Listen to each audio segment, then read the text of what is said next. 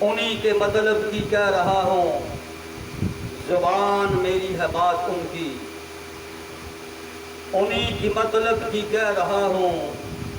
زبان میری ہے بات ان کی،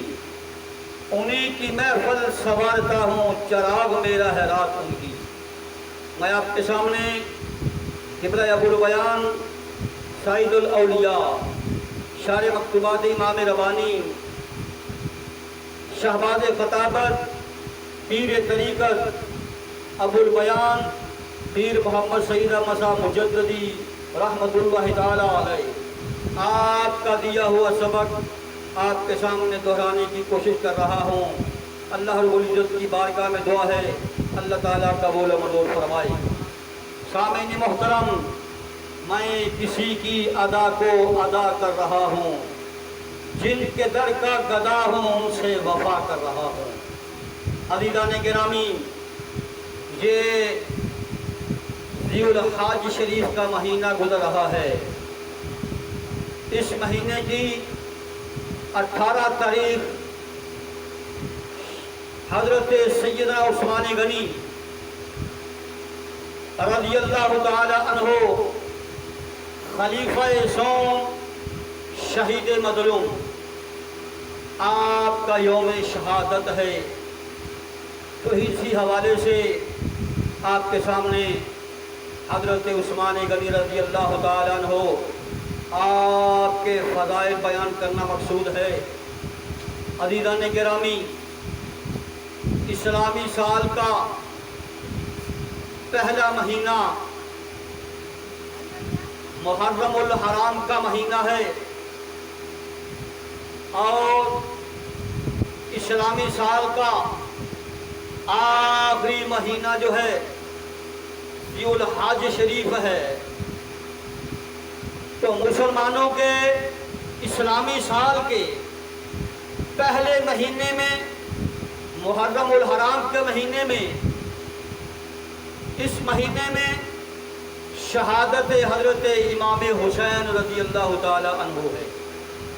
اور ذی الحج کے مہینے میں شہادت حضرت عثمان غنی رضی اللہ تعالی عنہ ہے۔ تو یوں سمجھو اللہ رب العزت جل وعلا شانہ نے اسلامی سال کی جو اسلامی سال کا پہلا مہینہ ہے یہ بھی شہادت کا مہینہ ہے، اور اسلامی سال کا جو آخری مہینہ ہے یہ بھی شہادت کا مہینہ ہے۔ گویا اللہ تعالیٰ نے ان مہینوں میں ایک ایسی حسین و جمیل مناسبت پیدا کرتی ہے۔ اللہ تعالیٰ ہمیں یہ سبق سکھانا چاہتے ہیں کہ مسلمانوں دیکھو، تمہارے اسلامی سال کی ابتدا بھی شہادت ہے اور تمہارے اسلامی سال کی انتہا بھی شہادت ہے، تاکہ تم اپنے بزرگوں کی شہادت کے دنوں کو یاد رکھو اور شہادت کی اہمیت اور اس کی لذت کو محسوس کرتے رہو۔ سامعین محترم، الصحابۃ کلہم عدول، میرے آقا صلی اللہ علیہ وسلم نے فرمایا کہ میرے سارے صحابہ، الصحابۃ کلہم عدول، سارے صحابہ عابد و زاہد ہیں، متقی ہیں، پرہیزگار ہیں، عادل ہیں اور جنتی ہیں۔ تو عزیزان گرامی، درجہ صحابیت میں سارے صحابہ جو ہیں وہ برابر ہیں، تاہم جو فضیلتیں ہیں وہ انفرادی ہیں۔ میرے آقا تاجدار مدینہ صلی اللہ علیہ وآلہ وسلم نے ارشاد فرمایا، لِكُلِّ نَبِيٍّ رَفِيقٌ وَرَفِيقِي، یعنی عثمان فی الجنہ۔ آقا کریم صلی اللہ علیہ وآلہ وسلم نے ارشاد فرمایا کہ ہر نبی کا جنت میں ایک ساتھی ہوگا، اور میرا جو ساتھی ہوگا جنت میں وہ عثمان ہوگا۔ میرا جنت میں جو ساتھی ہوگا وہ عثمان ہوگا۔ تو یہ فضیلت جو ہے یہ عثمان کو حاصل ہے، یہ انفرادی فضیلت ہے جو عثمان کو حاصل ہوئی۔ عزیزان گرامی، آقا کریم صلی اللہ علیہ وآلہ وسلم نے فرمایا ان عثمان رجل حی، میرے عثمان جو ہیں وہ بڑی حیا والے ہیں، میرے عثمان بڑی حیا والے ہیں۔ آقا انعامدار صلی اللہ علیہ وآلہ وسلم نے حیا کی تعریف کرتے ہوئے آپ نے فرمایا حیا نیکی ہی نیکی ہے، حیا بلائی ہی بلائی ہے، اور حیا جو ہے یہ فرشتوں کی صفت ہے۔ حیا کیا ہے؟ فرشتوں کی صفت ہے، اور فرشتے جو ہیں میرے عثمان کی حیا کرتے ہیں۔ کیا شان ہے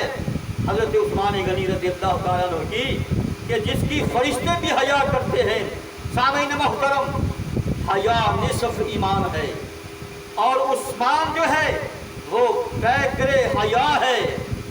کامل الایمان ہے۔ عزیزان گرامی، حضرت سیدہ عثمان غنی رضی اللہ تعالی عنہ کی ایک عظیم شان کے متعلق ایک واقعہ آپ کے سامنے عرض کرنا چاہتا ہوں۔ سامعین محترم،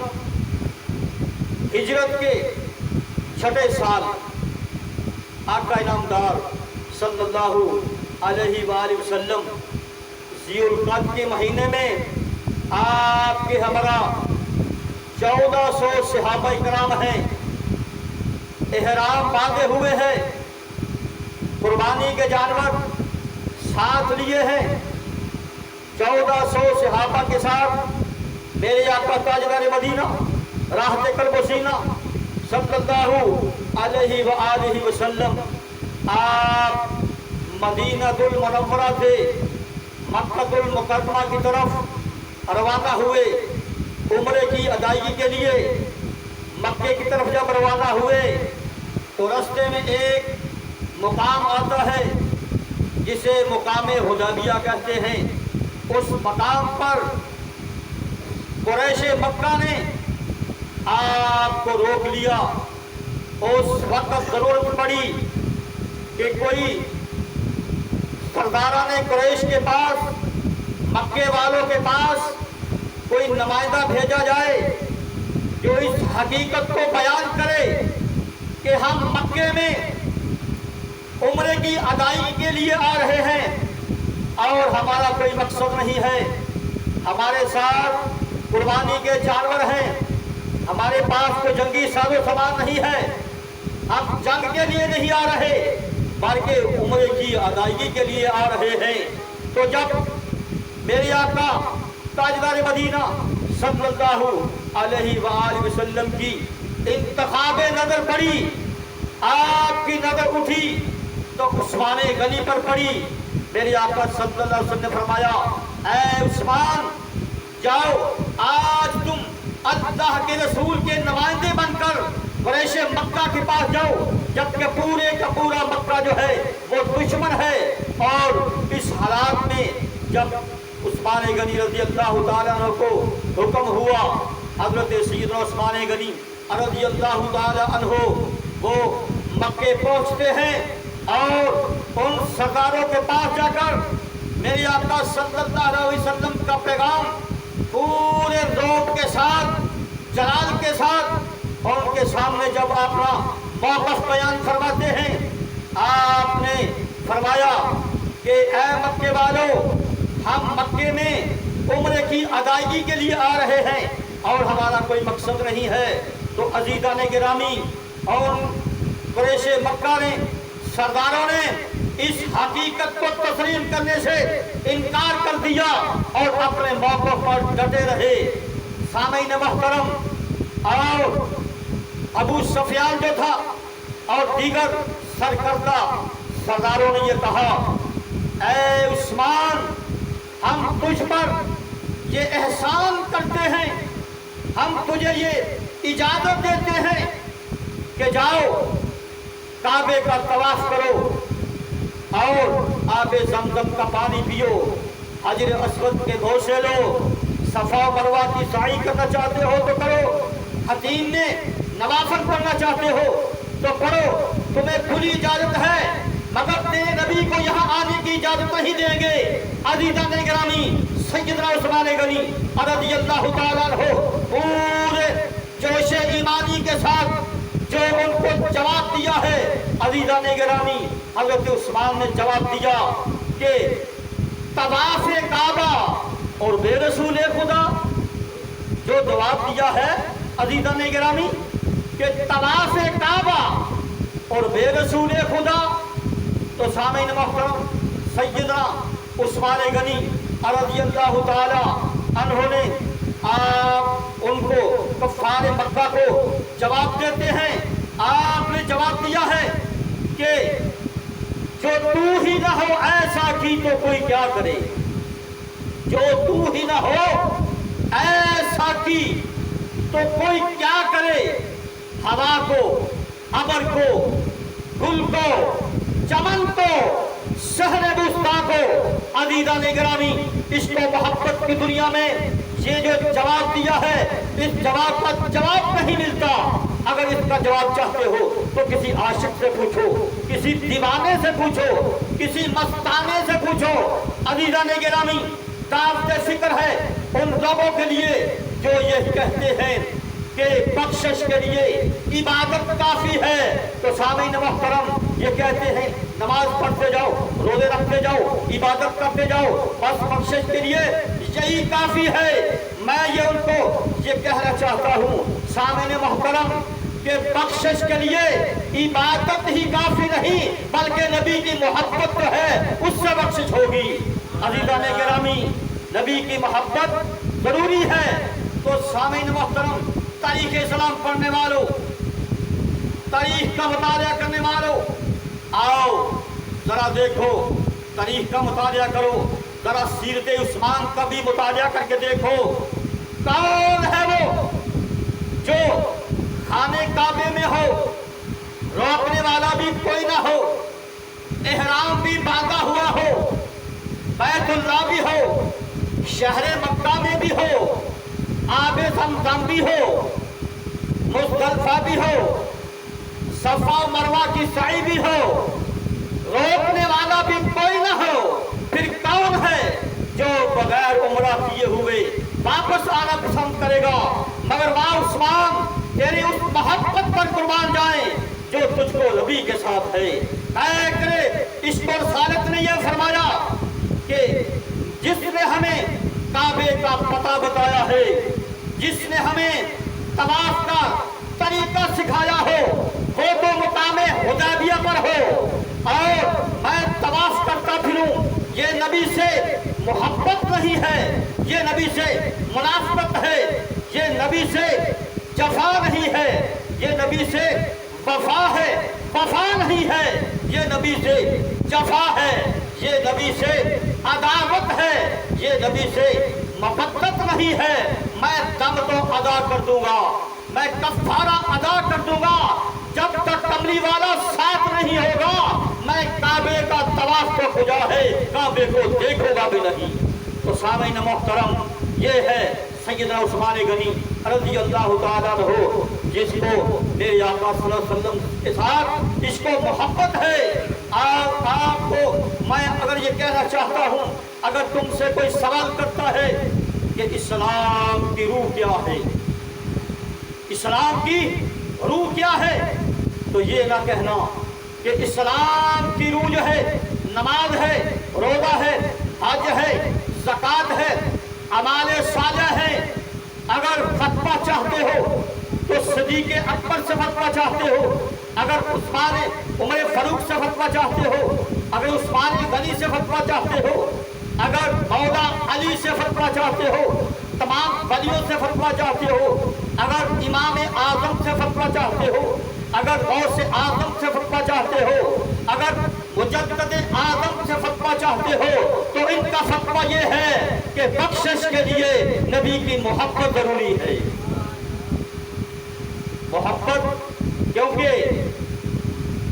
मोहब्बत, दीन की मोहब्बत में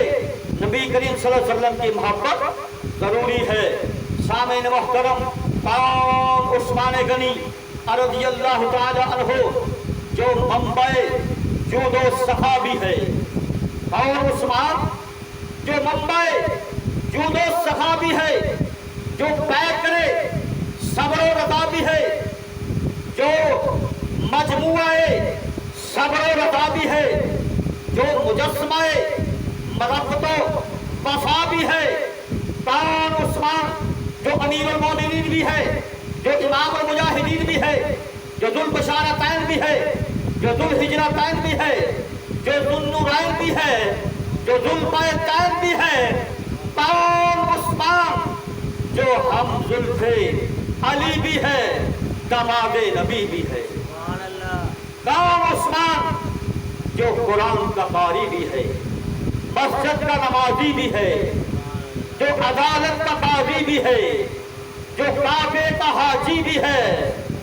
جو میدان کا غازی بھی ہے، میرے نبی کا صحابی بھی ہے۔ سامعین محترم، حضرت سیدنا عثمان غنی رضی اللہ تعالیٰ عنہ، آپ کی شہادت ایک اہم بات ہے، اور یہ شہادت جو ہے یہ ایک بڑا مسلمانوں کے ساتھ ایک بہت بڑا المیہ ہے، کیونکہ ہمیشہ سے یہودیوں نے مسلمانوں کے خلاف، اسلام کے خلاف سازشیں کی ہیں، ہمیشہ کرتے رہے ہیں۔ شہادت مولا علی ہو، شہادت عثمان غنی ہو، شہادت عمر فاروق ہو، شہادت امام حسین ہو، ان یہودیوں نے دولت دے کر، پیسہ دے کر ان مسلمانوں میں چند غداروں کو خریدتے ہیں، مسلمانوں کے خلاف سازشیں کرتے ہیں۔ ہمارے ملک پاکستان میں بھی ایسا ہی یہودیوں جو غیر مسلم ہیں، وہ ان قوم کو پیسہ دے کر، لالچ دے کر، عزیزان گرامی، انہی میں سے مسلمانوں کو، ایسے غداروں کو وہ خریدتے ہیں، پیسے کی دولت دے کر ان کو خریدتے ہیں۔ اور ایسا ہی حضرت عثمان غنی رضی اللہ تعالیٰ عنہ کے متعلق یہودیوں نے مسلمانوں میں سے چند افراد کو خرید کر انہوں نے بغاوت کی ہے، اور انہوں نے مدینہ المنورہ جو دار الخلافہ ہے اس پر چڑھائی کر دی ہے، اور سیدنا عثمان غنی رضی اللہ تعالیٰ عنہ مسجد میں، مسجد نبوی میں آپ خطبہ جمعہ ارشاد فرما رہے تھے کہ ان یہودیوں نے، باغیوں نے آ کر حملہ کیا ہے، آپ پر سنگماری کی ہے، عصائے مبارک کو توڑ دیا ہے، اور آپ پر نماز پڑھنے پر پابندی عائد کر دی گئی ہے، نماز پڑھنے پر پابندی عائد کر دی گئی ہے، آپ کے گھر کا چاروں طرف سے محاصرہ کر دیا گیا ہے۔ عزیزان گرامی، اور یہودیوں نے اور منافقوں نے